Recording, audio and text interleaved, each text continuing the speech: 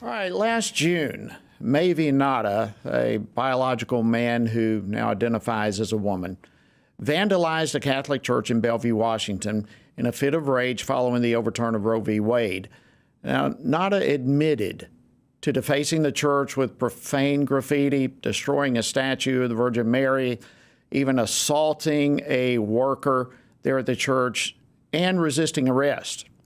In response to all of that, the Biden administration has now offered a plea agreement calling for only probation, no jail time whatsoever. Now, as we just heard from Congressman Bishop, this stands in stark contrast with the administration's effort to imprison Mark Houck, who is a pro-life activist.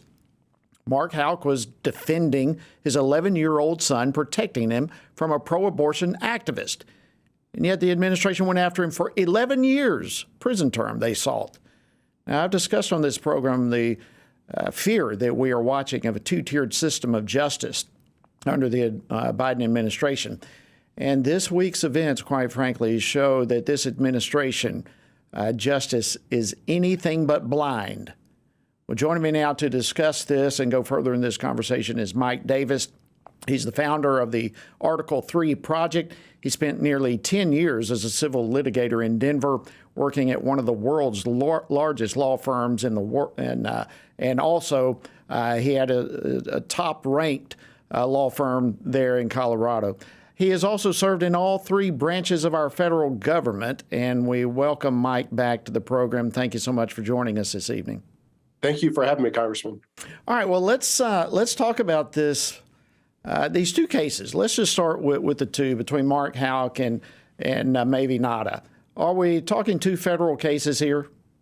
They're definitely two federal cases, and it's the tale of two different systems of justice under the Biden Justice Department. Back on October 13th, 2021, Mark Houck was protecting his son from being attacked while they were praying outside of a Pennsylvania abortion clinic. And there was a scuffle when this Mark Houck was protecting his son, and the Biden Justice Department, through the Civil Rights Division, the political appointees in the Civil Rights Division of the Biden Justice Department, sought felony charges against Mark Houck, sought up to 11 years in prison against Mark Houck. This went to trial, and Mark Houck was acquitted. Back in June 28, 2022, this Maeve Noda was out in the Bellevue, Washington area near Seattle. And this Noda is a deranged trans terrorist who clearly caused tens of thousands of dollars to a Catholic church, including spray painting and desecrating a statue in the church, assaulted the Catholic church worker, assaulted the police, and terrorized a little old lady praying inside of the church. It was pretty egregious. If you look at the video and the police report and even the plea document from the Biden Justice Department. So you have Mark Houck, the Biden Justice Department sought 11 years. With this Noda, this trans terrorist, the Biden Justice Department, first of all, didn't charge Noda for like 8 or 9 months.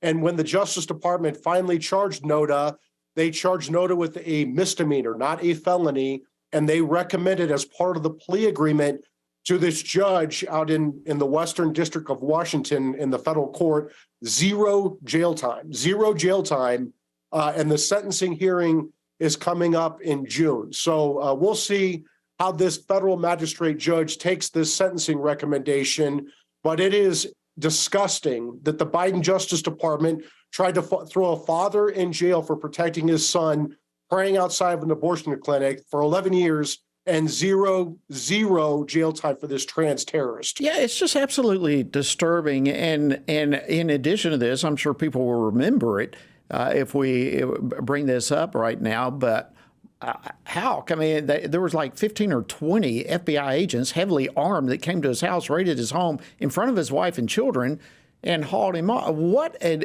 unbelievable contrast between that and what we're seeing with this individual who is getting 0 jail time. This is to me, Mike, a part of a much larger issue in our country and a much more frightening issue that we are watching unfold And that is seemingly a two-tiered system of justice in this country. Is that, in your opinion, really what we're watching right now? Absolutely. This is not our parents' or grandparents' Democrat Party. These are not liberals who love America and just disagree with conservatives on the best way to get there. These are leftists. They're Marxist. They hate America. They hate equality. They believe in equity. They hate free speech. They believe in censorship. They hate due process. They believe in Me Too and politicized and weaponized justice systems. And we've seen this repeatedly, from Attorney General Merrick Garland to Soros-funded prosecutors around the country, including Manhattan DA Alvin Bragg. They have weaponized our justice system. So they're going to go after Trump. They're going to go after Trump's top aides. They're going to go after Trump supporters. They're going to go after Christians praying outside of abortion clinics. They're going to go after parents protesting at school board meetings because they don't believe in the trans ideology that the leftists are pushing on school kids. At the same time, they're going to give amnesty to Biden and the Biden crime family, his sleazeball son Hunter, his scummy brother James, Biden's supporters, George Soros, Antifa, BLM, Planned Parenthood, and the abortion industry. We cannot continue down this path, Congressman. And I'll tell you, the only way we're going to stop this, and I know this doesn't sound right to many conservatives, is for Republican state attorneys general, Republican DAs, Republican prosecutors to get creative, find real crimes, and give Democrats a healthy dose of their own medicine. Well, listen, our time is running out. I wish we had more time to go further into this, because this is a frightening issue, but something that we must stay on top of, publicize, and keep putting pressure on. What do you say to the American citizen, the patriot sitting out there who hears this and questions if they're, what are they supposed to do with all of this if they become a target of praying in public or marching for life? 15 seconds, all I've got, but quick answer. Remember, it's a republic if we can keep it. We have to be active and engaged. We have to get out and vote. Elections matter, judges matter, and we're seeing that in stark contrast with the Biden administration, the weaponized Biden Justice Department. People need to be engaged and vote. Mike Davis, thank you so much for all you do. We appreciate it, and thank you for joining us this evening on Washington Watch. Thank you for having me, Congressman.